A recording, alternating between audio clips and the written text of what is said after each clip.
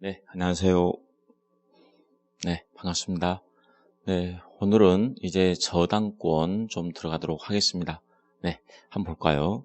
먼저 간단하게 핵심 요약한 다음에 보도록 하겠습니다. 저당권 나와 있고요. 먼저 저당권의 침해에 대한 구제, 저당권이란 물건이 있는데 이 물건이 침해받을 수가 있겠죠. 침해를 받았을 경우에 어떤 식으로 구제를 받을 수가 있느냐, 이게 문제가 되는데, 첫 번째 물권의 청구권에 관한 문제가 나옵니다. 네, 일단 물권의 청구권이라는 것은 침해자의 고의 과실을 따지지 않습니다. 그리고 손해 발생도 불문합니다.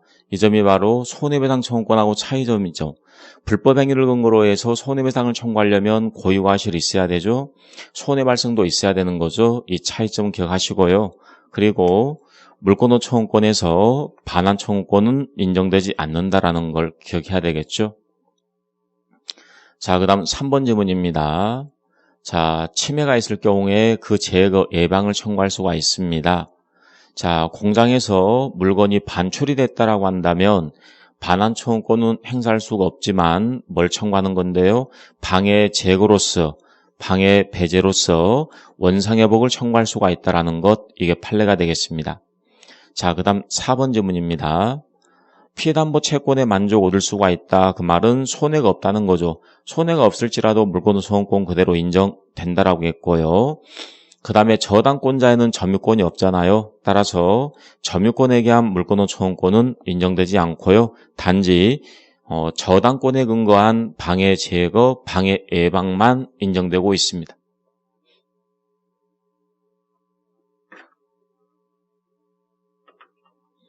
그 다음 여기서 나오는 손해배상 청구권 문제가 나와 있는데요. 여기는 근거가 불법 행위로 인한 손해배상입니다. 그 다음에 손해가 발생했다라고 한다면 저당권 실행 전에도 얼마든지 손해배상 청구할 수가 있고요. 물권의 청구권하고 차이점이 나와 있죠. 고의 과실 필요하고요. 손해가 발생해야 됩니다. 네. 그 아래 보니까 피담보 채권의 완전한 만족 얻을 수 없을 때만 인정이 된다. 완전한 만족 얻을 수 없을 때만, 그 말은 손해가 있을 경우에 청구할 수가 있다. 이런 내용이죠. 그 다음에 담보물 보충 청구권 나와 있네요. 저당권 설정자 책임 있는 사유일 때만 나오는 겁니다. 고의 과실로 저당물의 가치가 현저하게 감소가 됐을 경우에 이때 그 설정자를 상대로 해서 원상회복 또는 상당한 담보 제공을 청구할 수가 있네요. 그 다음에 담보물 보충을 청구했습니다. 담보물이 이미 보충이 되었기 때문에 별도로 손해배상이나 즉시변제 청구권 인정되지 않습니다. 그 다음 4번에 보니까 당장 돈 갚아라. 즉시변제를 청구할 수가 있고요. 동의어가 기한이익의 상실이죠. 남아있던 기한이익을 상실시킨다 그 말인데 돈을 빌린 채무자 기책 사유로 담보물이 손상 감소 또는 멸실됐다라고 한다면 채무자 보호 가치가 없기 때문에 당장 돈 갚아라. 기다릴 필요가 없잖아요. 그래서 즉시 변제를 청구하면서 손해배상하고 함께 청구할 수가 있는 거죠. 그래서 한마디로 저당권의 침해에 관한 구제 방법, 물에 손 담기 해서 기억하시면 되겠습니다. 자, 그 다음에 제3취득자 보호 문제가 나와 있죠. 일단 제3취득자 있잖아요. 제3취득자란 말 자체가 나오려면 근저당권이나 저당권이 설정이 돼야 되고요. 이후에 소유권 또는 지상권, 전세권을 취득한 사람으로 한정되고 있다는 거 기억하시면 되겠습니다. 그러면 제3취득자 같은 경우에 이 사람들이 지금 제3취득자 아니에요? 이 사람들이 제3취득자가 되는 건데 이 제3취득자는 왜 문제가 되냐면 제3취득자보다 누가 있어요? 선순위 권리자가 있다는 거죠. 선순위 권리자가 있기 때문에 선순위 권리자가 만약에 경매 들어왔다? 제3취득자 권리 날아간다는 거죠. 제3취득자 지위 자체가 불안전하다 그 말이거든요. 따라서 제3취득자를 보호하기 위한 방법이 나오는 건데요. 첫 번째, 경매인이 될 수가 있다라고 합니다. 경매인이 될 수가 있다. 그래서 경매 참가해서 경락받을 수가 있다 이런 의미고요. 이제 가장 좋은 권리는 이거죠. 선순위 권리자가 사라지면 될 거 아니에요. 그러면 선순위 권리자 저당권이다. 담보물권이잖아요. 뭐가 있어요? 채권이 있다는 거죠. 따라서 돈을 갚아버리고 선순위 저당권의 소멸을 청구하면 된다는 거죠. 그래서 제3취득자 변제할 권리가 있습니다. 그래서 여기 보니까 채권을 변제를 해버리고 저당권 소멸을 청구할 수가 있다라고 법에 규정이 되어 있습니다. 자, 1항에 보니까 이해관계는 제3자이기 때문에 변제할 수가 있습니다. 변제할 수가 있다. 자, 변제를 할 때 지연배상이 있다라고 한다면 1년분까지만 변제하면 충분하고요. 채무자를 대신해서 변제했기 때문에 당연히 구상권 행사할 수 있어야 되겠죠. 주의해야 될 것은 변제기 전 변제할 수는 없습니다. 최소한 변제기가 됐을 때 대신 변제 들어가는 거죠.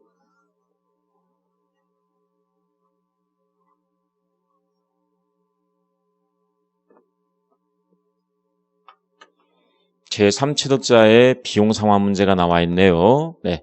만약에 제3취득자가 비용을 투입했다라고 한다면 비용 상환을 청구할 수가 있다. 주의해야 될 것은 우선 변제권을 인정해주고 있다. 이 점이 좀 특이한 점입니다. 그 다음에 법정지상권에 관한 문제가 나와 있네요. 법에서 정해놓은 지상권, 이게 366조에 규정이 되어 있습니다. 먼저 저당권이 설정이 돼야 됩니다. 여러분들은 요건을 기억해야 되는데요. 먼저 저당권이 설정이 돼야 됩니다. 그 다음 저당권 설정할 당시 건물이 존재하고 있어야 되겠죠. 따라서 그 지문에서 나대지가 나와버리면 성립할 수가 없는 겁니다. 여기 보니까 건물이 없는 토지 뭐예요? 나대지가 되겠죠. 그래서 나대지란 말이 나오게 되면 성립하지 않습니다. 뭐 뒤에 있는 말들 볼 필요도 없습니다. 자, 그 다음 가로 3번입니다. 저당권 설정할 당시 건물이 존재하고 있어야 된다라고 했는데요. 이건 미등기든 무허가든 상관이 없다라고 합니다.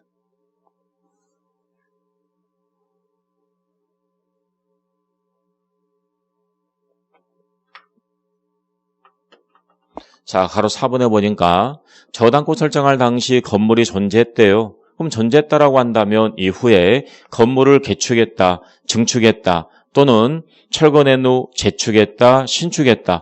어차피 저당권 설정할 당시 토지 외 건물이 존재했잖아요. 따라서 법정지상권이 성립합니다. 성립하는데 당연히 저당권 설정할 당시 존재했던 건물 기준이어야 되겠죠? 따라서 신건물이 아니라 구건물 기준으로 해야 된다라는 것. 그 다음 가로 5번이네요. 가로 5번은 여러분 암기할사항입니다. 공동저당이란 말이 나왔잖아요. 그리고 철거가 되고 신축했다 이 지문 뜨잖아요. 그럼 성립하지 않는다라고 암기합니다. 원래 건물을 철거하고 신축했다 성립한다라고 했습니다. 그런데 공동저당이 나오게 되면 예외적으로 성립할 수 없다라는 게 판례거든요. 이건 이해 문제가 아니라 암기를 해야 될 부분이에요. 그 다음 세 번째 요건 나와 있네요. 저당권 설정할 당시 토지와 건물이 동일인 소유일 것. 동일인 소유일 때 나오는 거죠. 그래서 여기 보니까 이제 판례가 나와 있는데요. 여기 보니까 미등기 건물을 대지와 함께 매수했다라고 했는데 여기 토지가 있고요. 자, 여기 토지 위에 갑이 건물을 신축을 했습니다. 신축을 했으니까 갑이 건물 소유권을 취득했고요. 다만 등기는 안 되어 있을 뿐입니다. 자, 그리고 이제 우리 토지뿐만 아니라 건물까지 해서 토지 플러스 건물까지 일괄해서 매수했습니다. 자, 토지에 대해서는 등기를 가져왔는데요. 건물에 대해서는 아직 등기를 가져오지 않았어요. 자, 그리고 이 토지에 대해서만 병에게 저당권이 설정이 되었죠. 그럼 더 이상 갈 필요도 없겠네요. 저당권 설정할 당시 토지 외에 건물이 존재했고요. 저당권 설정할 당시 누가 소유자예요? 토지는 우리 소유자. 건물은 등기 안 해왔으니까 여전히 누가 소유자? 갑이 소유자. 저당권 설정할 당시 토지와 건물이 동일 소유가 아니었죠. 동일 소유가 아니었기 때문에 법정지상권이 성립할 수 없다라고 해야 되겠죠. 자, 그리고 4번에 보니까 특약을 통해서 배제할 수가 있느냐. 법정지상권에 관한 이 규정은 강행규정이죠. 강행규정이기 때문에 특약을 통해서 배제할 수가 있어 없어요? 배제할 수가 없습니다.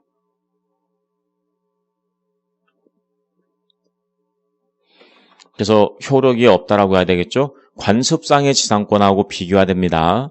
관습법상의 법정지상권은 특약을 통해서 배제할 수가 있어요. 하지만 법정지상권은 특약을 통해서 배제할 수가 없습니다. 자, 그 다음에 일괄 경매 청구 문제가 나와 있고요. 이건 365조에 규정이 되어 있습니다. 말 그대로 일괄해서 경매를 청구할 수가 있다는 겁니다. 일괄 경매 문제가 나오려면 반드시 나대지가 등장해야 됩니다. 나대지. 그럼 나대지 상태에서요. 먼저 저당권이 설정이 돼야 돼요. 저당권이 설정이 되어 있고요. 이후에 건물을 신축을 했습니다. 그럼 이건 저당권 설정할 당시 토지 위에 건물이 있어요, 없어요? 건물이 없었잖아요. 나대지였다 그 말은 저당권 설정할 당시는 토지 위에 건물이 존재 안 했다 그 말이죠. 따라서 법정채권이 성립하겠습니까? 성립 안 하겠습니까? 성립 안 하겠죠. 즉 대지에 대해서만 경매를 들어갔어요. 그리고 이 대지를 병이 경락을 받았고요. 자, 대지 위에 갑이 건물을 소유하고 있죠. 갑은 자기 토지가 아니라 남의 토지 위에 건물 있잖아요. 남의 토지 위에 건물이 존재하려면 지상권이 있어야 되는데요. 이 둘이 만나가지고 지상권 설정계약 체결한 게 없어요. 자, 그럴지라도 만약 갑이 이 땅에 대해서 법정채권 취득했다라고 한다면 건물 철거를 막을 수가 있는 건데요. 좀 전에 봤던 것처럼 나대지였잖아요. 저당권 설정할 당시 토지 위에 건물이 존재하지 않았다. 따라서 요건 자체가 충족이 안 됐으니까 법정채권 자체가 성립할 수 없죠. 그렇다면 이 점유는 무단점유가 되겠죠? 건물 철거 문제가 나온다는 거예요. 그래서 건물 철거를 막아보자 그 말이죠. 왜 건물 철거 문제가 나오냐? 남의 땅 위에 건물이 있으니까 건물 철거 문제가 나오는 거죠. 따라서 처음부터 경매를 들어갈 때 토지와 건물 한꺼번에 경매를 해서 같은 사람에게 경락시키게 되면 자기 땅 위에 자기 건물이기 때문에 건물 철거를 막을 수가 있다. 이렇게 해서 나온 게 바로 일괄 경매 청구권입니다. 그럼 1번에 보니까 저당권의 효력은 건물까지 미치게 된다. 맞아 틀려요? 틀렸습니다. 여기에 지금 OX를 물어보는 질문들이에요. 네. 일괄 경매 청구권이 인정되는 경우에 저당권의 효력, 건물에 미치지 않습니다. 대지에 대해서만 저당권이 설정이 됐잖아요. 건물에 대해서 미치지 않습니다. 그 다음 2번에 보니까 경매가 됐습니다. 매각대금이 나와 있겠죠. 그러면 토지 매각대금에 대해서만 우선 면제를 받을 수가 있는 거죠. 건물에 대해서 미쳐요? 안 미친다라고 했죠. 따라서 받을 수가 없습니다. 맞네요. 그 다음 3번에 보니까 토지 경락대금으로부터 채권 전부를 다 변제받을 수 있다라고 했을지라도 일괄경매 청구권 그대로 인정되는 거죠. 만약 이렇게 하지 않게 되면 건물 철거 문제가 나오잖아요.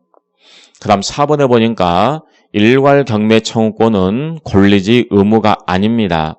따라서 자유가 있다 그 말이죠. 그 다음 5번에 보니까 지상건물이 저당권 설정자 소유에 속할 때만 나오는 겁니다. 따라서 만약에 저당권 설정자로부터 용익권 설정받은 제3자가 건물을 축조했다고 한다면 이땐 일괄 경매 문제가 나올 수가 없습니다. 다만 나중에 저당권 설정자가 소유권을 취득했다라고 한다면 이때는 일괄 경매를 청구할 수가 있는 거고요.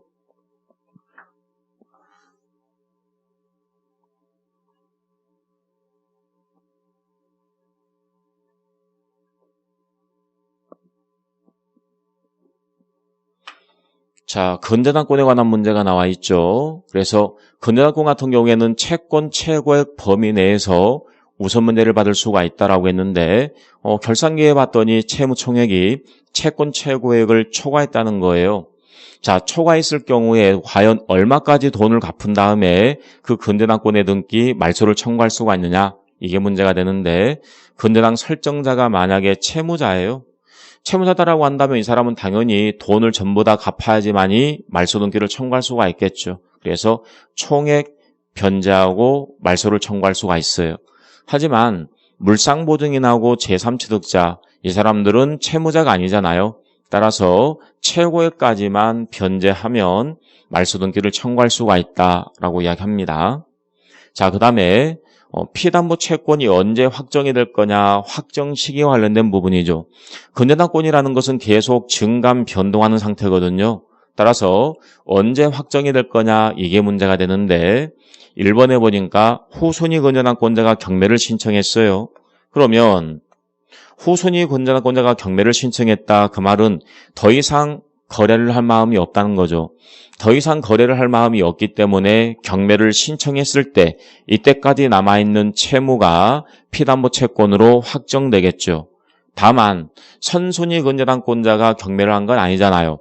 선순위 근저당권자는 계속 거래할 마음이 있다는 거니까 선순위 근저당권자의 피담보 채권은 매각대금을 완납했을 때 그때 남아있는 채무가 피담보 채권으로 확정이 된다라고 보시면 되는 거고요. 자, 이번에 보니까 경매를 신청했습니다. 그러면 이제 확정이 되는 거죠. 네. 그리고 이제 피담보 채권이 확정이 됐으니까 이건 보통의 저당권으로 바뀌는 거죠. 따라서 보통의 저당권하고 같은 취급을 받게 되는 겁니다. 네. 그리고 나중에 만약 경매 신청이 취하됐다라고 했을지라도 채무 확정의 효과는 번복되는 것은 아닙니다. 한번 피담보 채권이 확정이 됐다라고 한다면 그걸로 끝나는 거죠.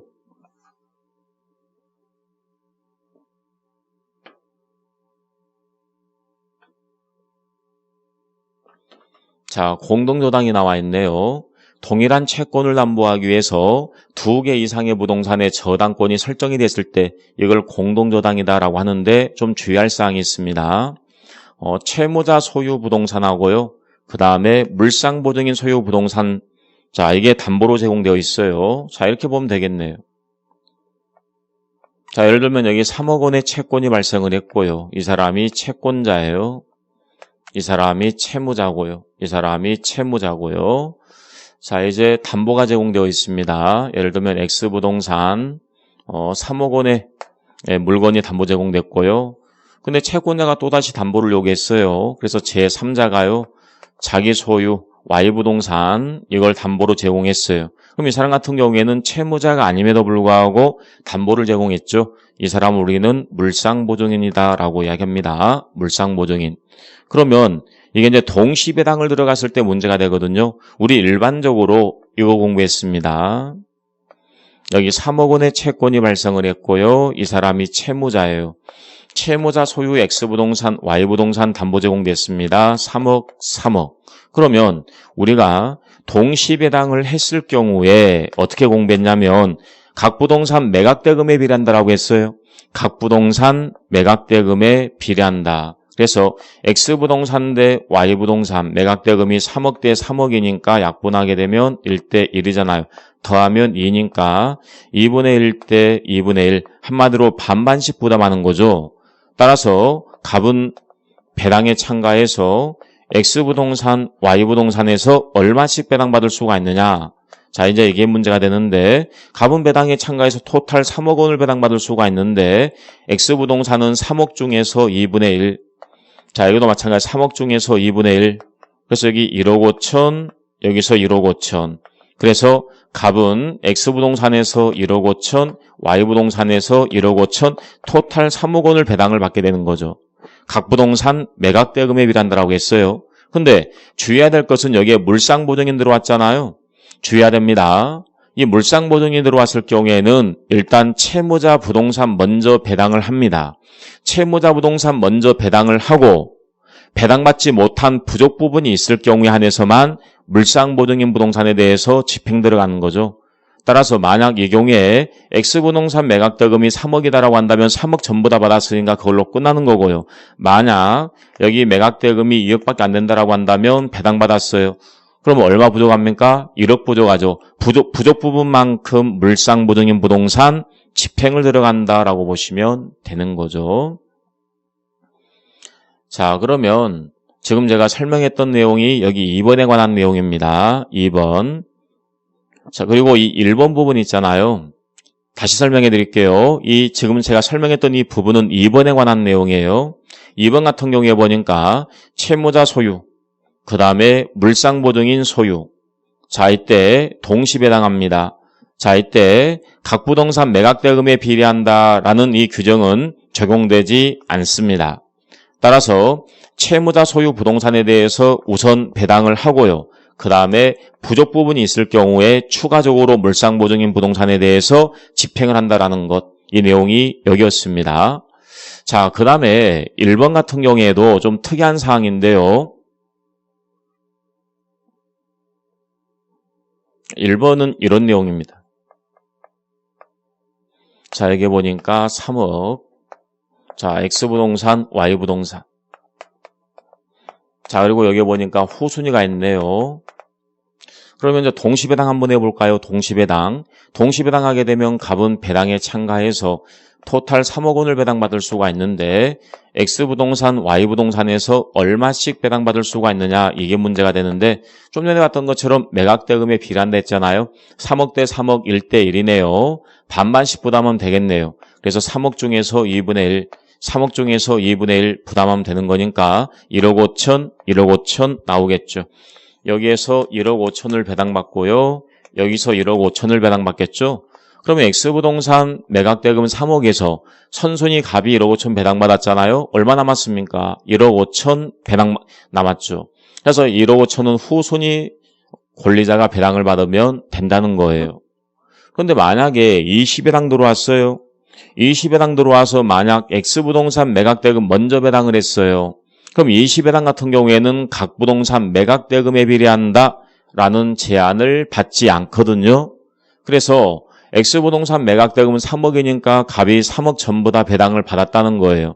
나머지가 없잖아요. 이 사람이 배당을 못 받는다 그거죠. 이때 후순위 권리자를 보호하기 위해서 후순위 권리자는 선순위 권리자를 대신해서 동시 배당을 했더라면 Y부동산에서 배당받을 금액을 대신 배당받을 수가 있어요. 이걸 후순위 권리자가 선순위 권리자를 대의한다라고 해서 차순위다 대의다라고 하는데요. 이거는 담보로 제공된 부동산이 모두 다 채무자 소유 부동산일 때만 가능하죠. 따라서 만약에 물상보증이 나와 있다라고 한다면 대의할 수가 없습니다. 따라서 여기에 보시는 것처럼 물상보증이 나와 있잖아요. 이때는 물상보증인 소유 부동산에 대해서 저당권 행사할 수는 없다. 이렇게 들어갑니다.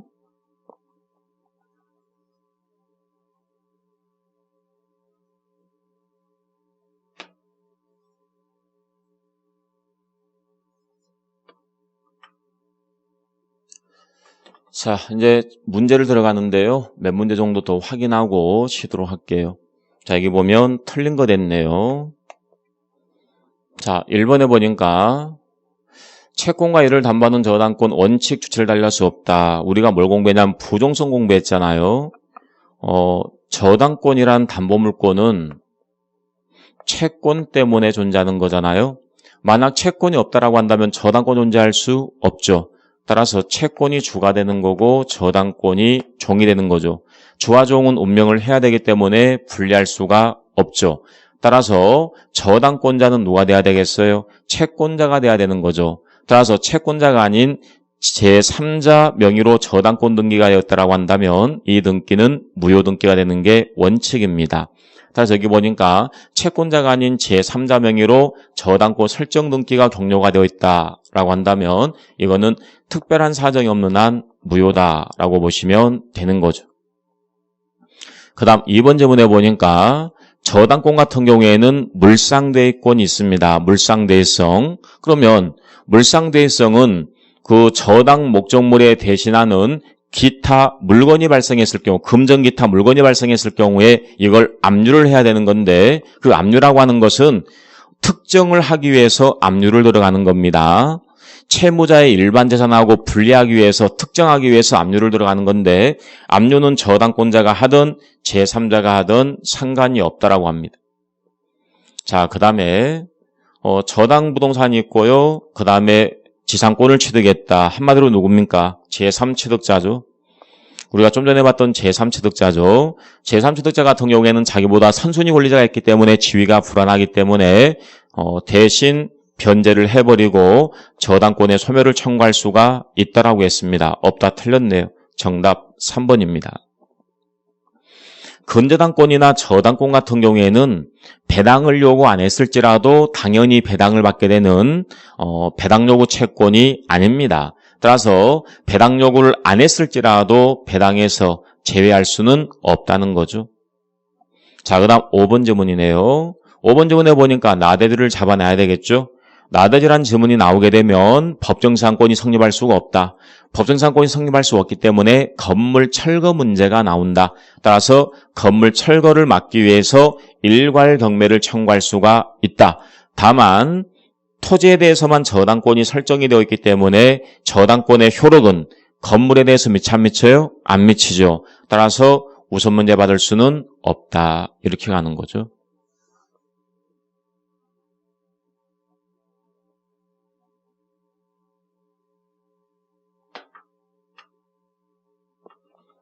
자, 저당권의 효력이 나와 있네요.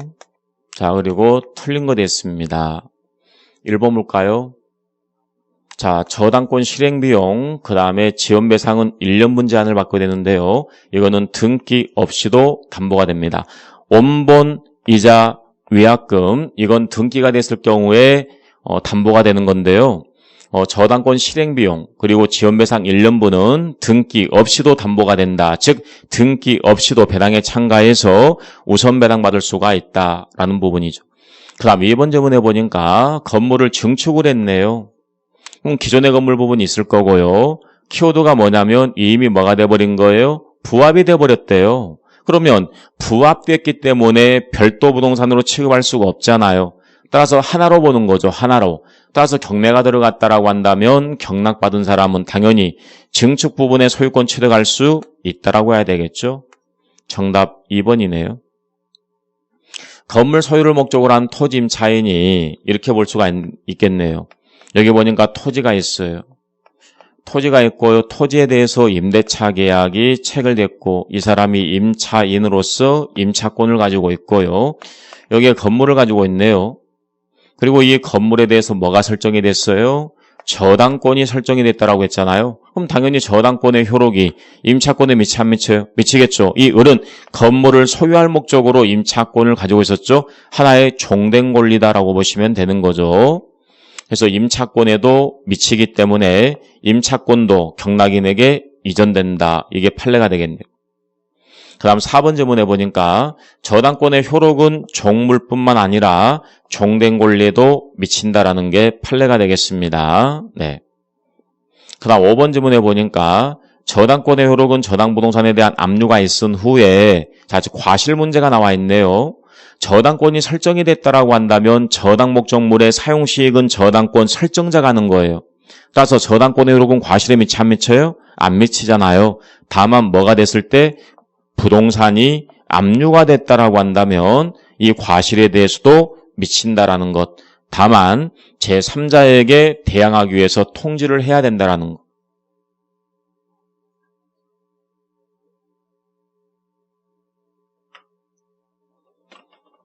그래서 제3자에게 통지를 해야 되겠죠. 따라서 통지가 안 됐다라고 한다면 제3자에게 대항할 수는 없습니다. 네, 일단 여기까지 좀 봐두시고요. 잠깐 쉬었다가 계속 문제 보겠습니다.